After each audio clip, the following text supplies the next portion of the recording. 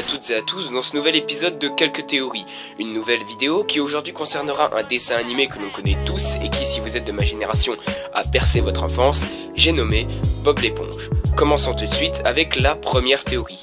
Et oui, j'avais totalement oublié de tourner ce passage.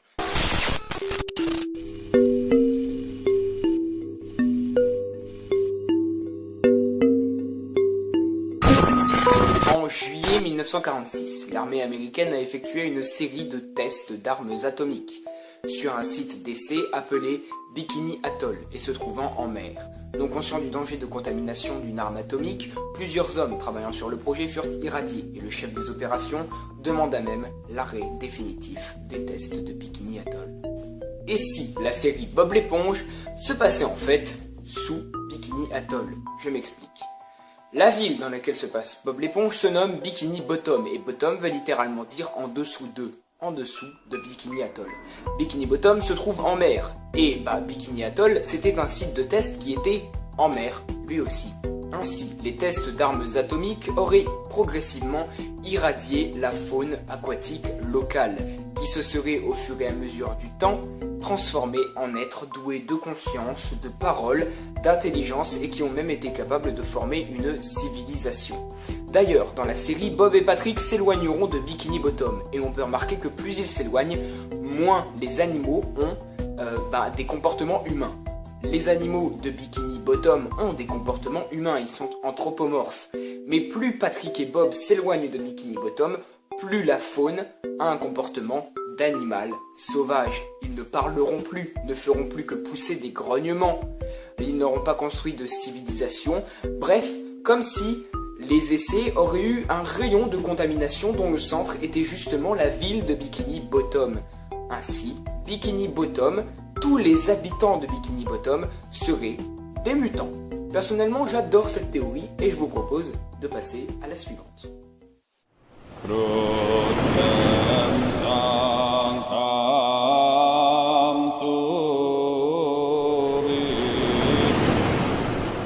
Dans la saison 1, lors de l'épisode La spatule de Neptune, une flopée de personnes essayent sans succès de décrocher une spatule divine, permettant d'invoquer le dieu de la mer.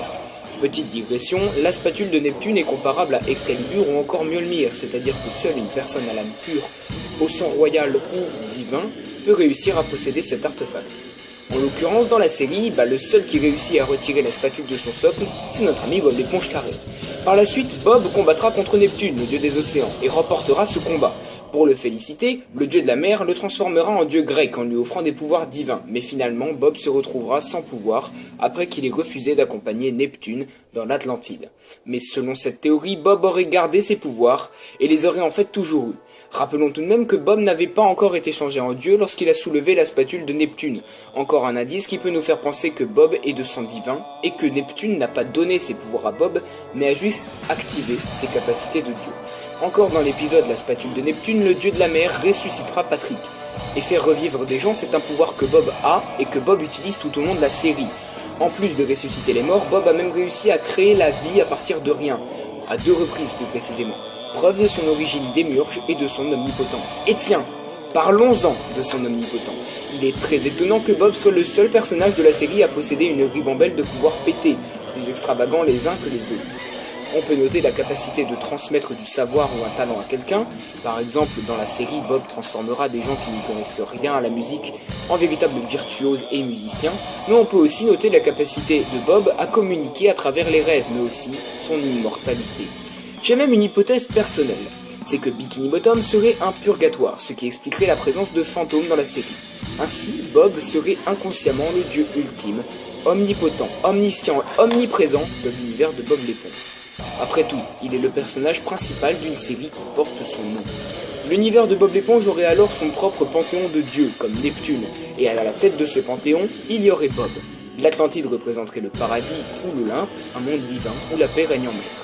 Et les créatures demeurant autour de la ville de Bikini Bottom ne seraient non pas des animaux sauvages, mais la représentation des forces démoniaques.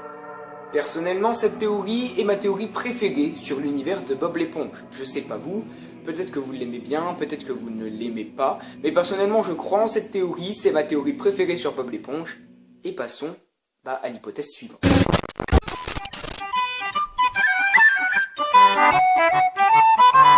It's the dream.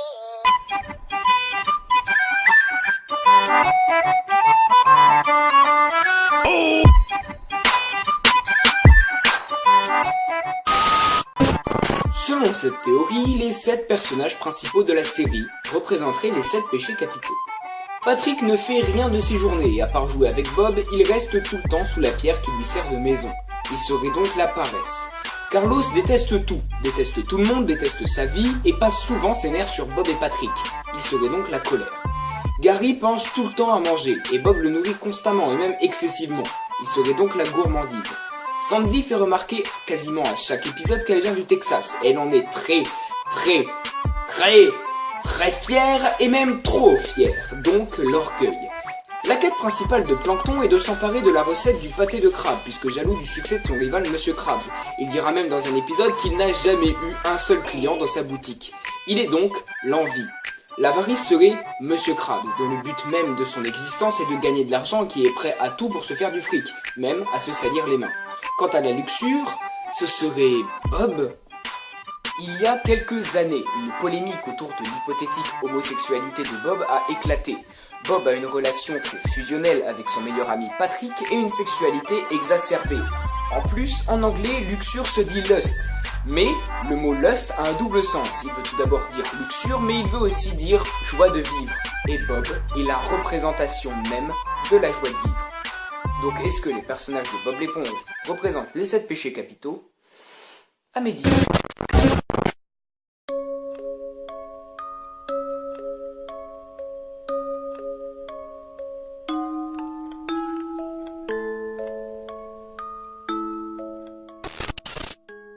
Selon cette théorie vraiment glauque, le pâté de crabe serait fait à partir de crabe. Je vous l'ai dit tout à l'heure, Monsieur Krabs est prêt à tout pour de l'argent. Il est une satire du stéréotype du businessman mélangeant l'argent et le sang pour faire marcher son commerce.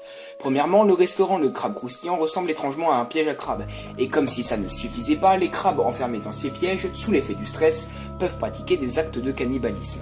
Deuxièmement, Monsieur Krabs garderait cette recette pour ne pas faire polémique. En même temps, un crabe qui cuisine du crabe, vous avouerez que c'est pas très moral.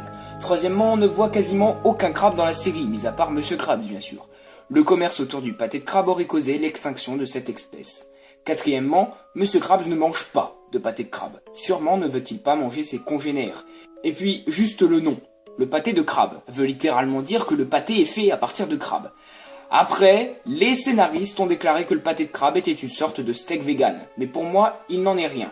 Ils ont sûrement dit ça afin de préserver l'innocence de cette série qui, rappelons-le, est destinée aux enfants. Ah, c'est sûr que ce serait bizarre pour des parents de voir Romuald, de 7 ans et demi, aborder le sujet de l'anthropophagisme au repas de famille le dimanche soir. Bon, bah voilà, je pense qu'on en a fini avec Bob l'éponge. Si vous aimez mon travail et que vous voulez me soutenir, vous connaissez la chanson, le partage, l'abonnement, le commentaire constructif, etc., etc. Quant à moi, je vous souhaite une bonne journée ou une bonne soirée. Je retourne à Bikini Bottom. Ciao les potos.